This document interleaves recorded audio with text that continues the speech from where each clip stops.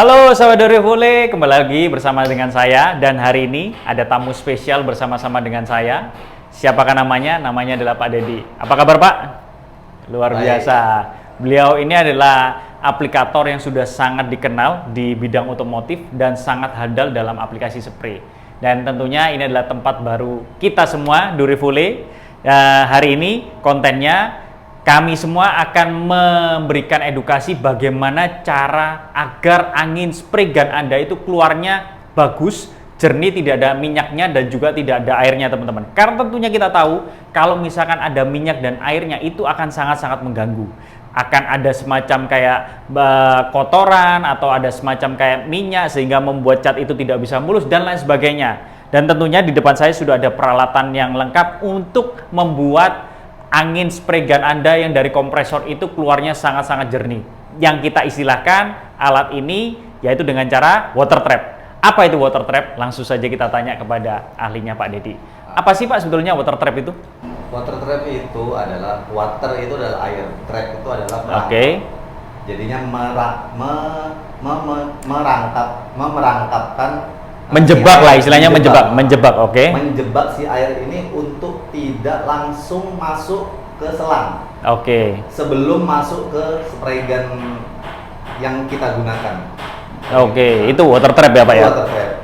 Nah, cara pengaplikasiannya itu adalah cara kerjanya nih, cara kerjanya, oke. Cara kerjanya itu dia mengikuti alur-alur yang pipa-pipa dirangkai, seperti naik turun.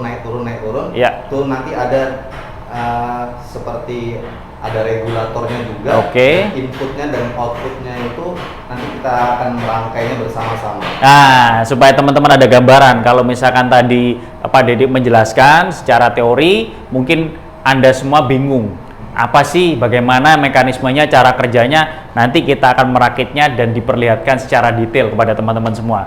Tentunya sebelum kita masuk kepada perakitan dari water trap ini, kita akan sedikit memperkenalkan bahan-bahan yang dibutuhkan Pak ya. Kira-kira mahal nggak sih Pak? Karena kan kita tahu teman-teman itu pastinya juga ingin hasilnya maksimal, tapi juga dalam hal pengaplikasian water trap ini murah gitu loh Pak. Mahal nggak sih Pak kira-kira Pak? Oh enggak, ini sangat murah. Oke.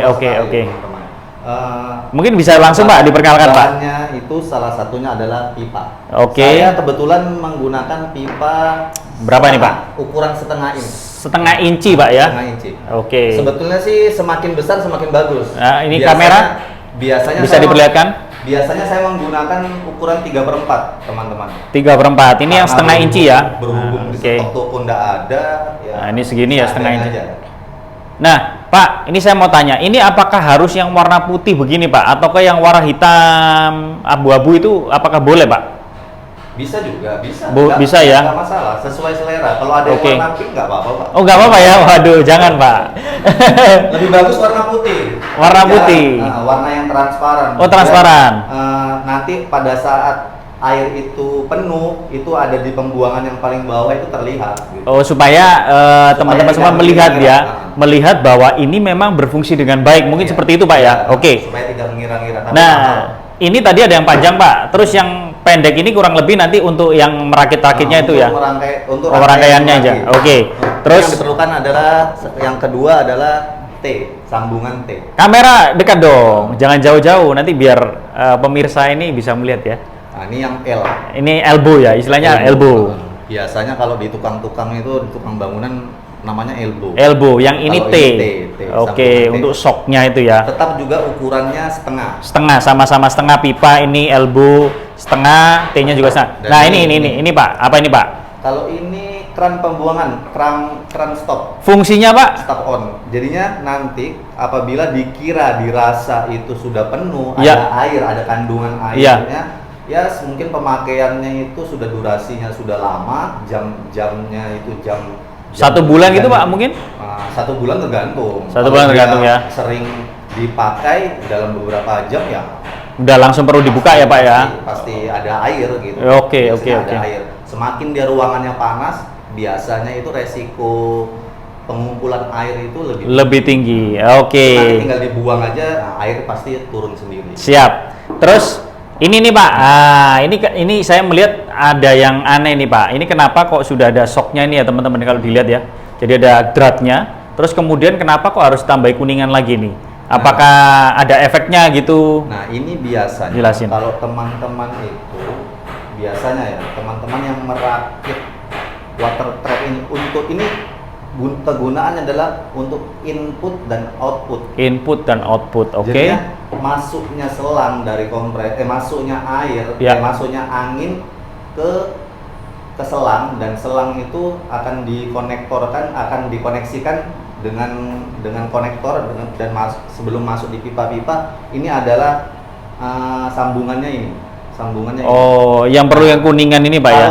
Kalau yang ini yang nggak ada kuningannya ini kalau dipasang itu ada oblek. Oh, lodok gitu ya. Lodo ya.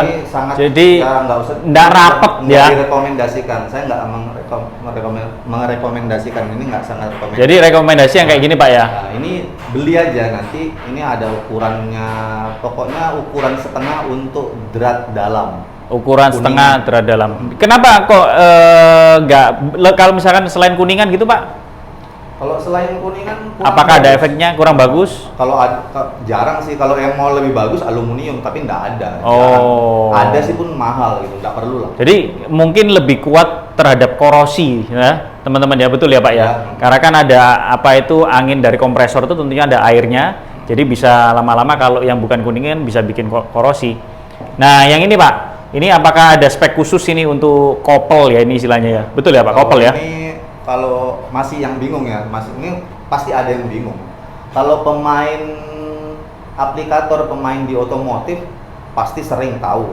Tapi kalau biasanya kalau untuk furnitur interior masih kadang-kadang ada yang nggak tahu. Tapi sebagian ada lah teman-teman yang tahu gitu. Ini namanya kopler. Kopler ya? Kopler. Bukan kopler ya. Kopler itu pusing kepalanya. Ini kalau orang bilang ini perempuan ya, laki-lakinya. Oke. Jadinya ini cukup dipasang, diselopkan, koneksikan. Oke. Gitu. Jadinya ini sangat-sangat perlu. Tapi kalau biasanya kalau teman-teman ibaratnya mau menekan biaya kos, itu cukup ada pipa yang pipa tutup. Ya. Itu cukup dilobangin aja. Lobangin.